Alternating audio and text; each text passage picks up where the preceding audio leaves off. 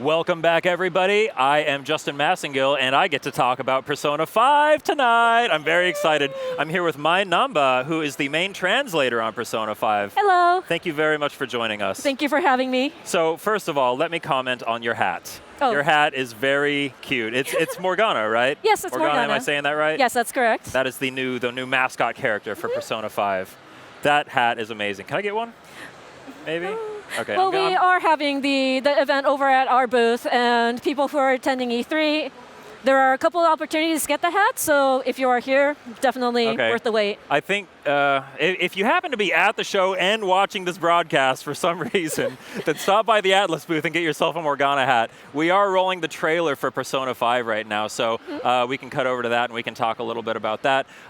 This is a very stylish game. Obviously, it's a Persona game. Very. Tell me a little bit about the style of Persona 5 and how you think it's a departure from Persona 4, which is the last big mainline Persona game.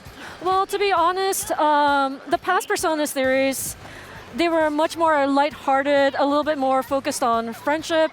That's not to say that Persona 5 isn't. But I mean, they're friends, right? They're friends. Sure. But well, obviously, if you look at the game, it's very much more of an edgy look to it. That stark black, that stark red on top of each other. Like this guy. And then there is this guy. We have some very, very interesting character designs that appear in this game. Very interesting. So this is the closest I feel like I've ever gotten to playing anime. Uh-huh. I love Persona. Like I watch anime and I play Persona, and sometimes I forget which is which.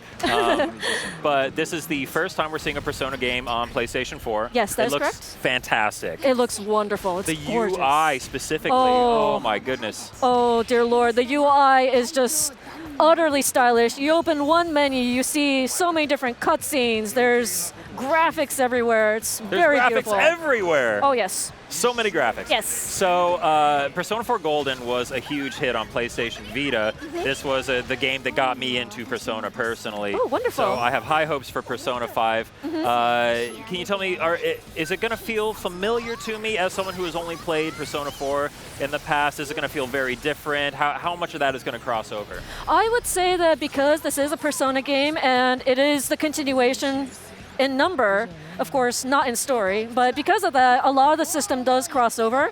There is a lot of new features that have been added to the game that makes it very fresh, very accessible to a lot more new audiences as well. But for past audiences, they will definitely see the connections between the past games and Persona 5. Cool. Let's talk about the music of Persona a little bit. Yes. Because I really, really love the music in Persona.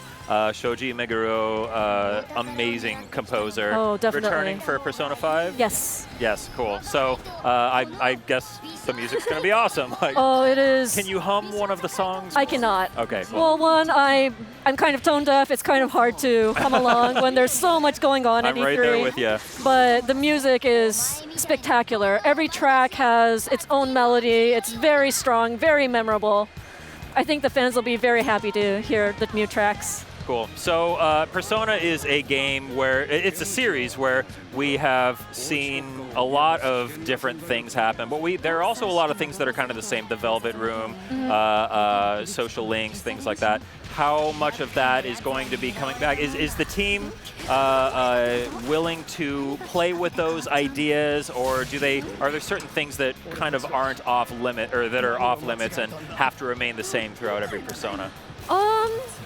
I'm actually not sure in regards to that because unfortunately we're the localizers, we're not the actual developers. Okay. But if you watch the trailer, the Velvet Room does appear again. Yeah. And then most likely I can say that. Blue. Exactly. So something with the social links I would say is back in the game. Okay.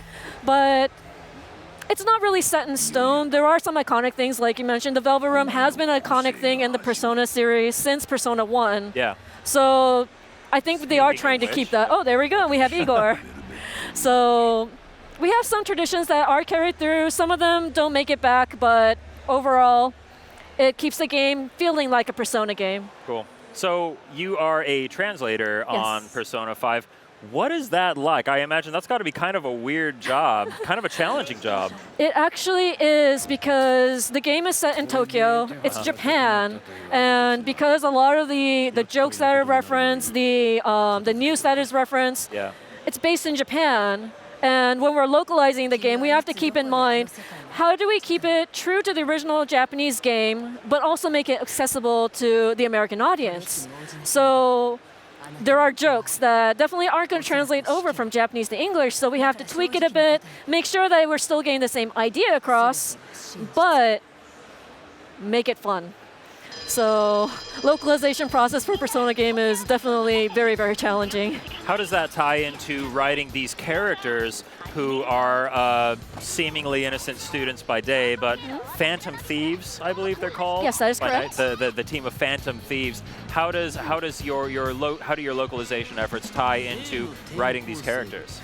Well, this is probably true about all localization efforts, but whenever we start working in a game like this, there's always the translators who play the game, try to get familiar with all the characters, and then we have to sit down with the rest of the team, the editors, and then we try to flush out the characters. Like, how are they going to talk? Do they have any mannerisms? And it's an off and on project, definitely. Really interesting. Do you? Sorry, okay. I don't often speak to localization teams, so this is kind of an interesting experience. Do you get to like play through the whole game in its original form? You know, whatever build is available, and then you kind of that way you have a good idea of what the character's like. If there are any big twists along the way, you know how to write to those and all that, or. I would want to say if we were in a perfect world, that would be the case, but with a game as big as Persona 5, a lot of times the game is still in development. So we will get the assets from Japan, and we will try to make use of that as much as possible, try to figure out all the characters, and then work from there. If we're lucky, we'll get a full enough build that we can actually play through and get a full grasp of it, but that doesn't necessarily happen all the time, unfortunately. Okay, cool. So this game is coming out this year. It's actually coming out next year. It's 2017. 2017. Yes. On February 14th. Valentine's Day. Valentine's Day. Perfect Coming out gift. on Valentine's Day on PS3 and PS4. Yes. Yes. Okay, cool. So I can't wait for Persona. I have one more question for you before I let you go. Of course. Teddy or Morgana? Oh dear. Who's cuter? I have to be politically correct. I would say that they're both equally cute because they have different personalities. They have different roles. They have different kind of mannerisms. I love both. Morgana on the screen there. I know, Morgana is adorable too, but I love Teddy too. So I can't say which is better. See, I was hoping you would answer because I can't answer this question because I haven't played Persona 5 and I don't know enough about it to make a judgment. There was that. But you do. Yes. You know enough. But even then, I will say that they're equally high up on my list. They're equally adorable. They're wonderful, wonderful mascots. Okay, great. So yes. Well, thank you very much for joining us. That's Persona 5. It's coming out on Valentine's Day 2017 on PlayStation 4 and PS3. PlayStation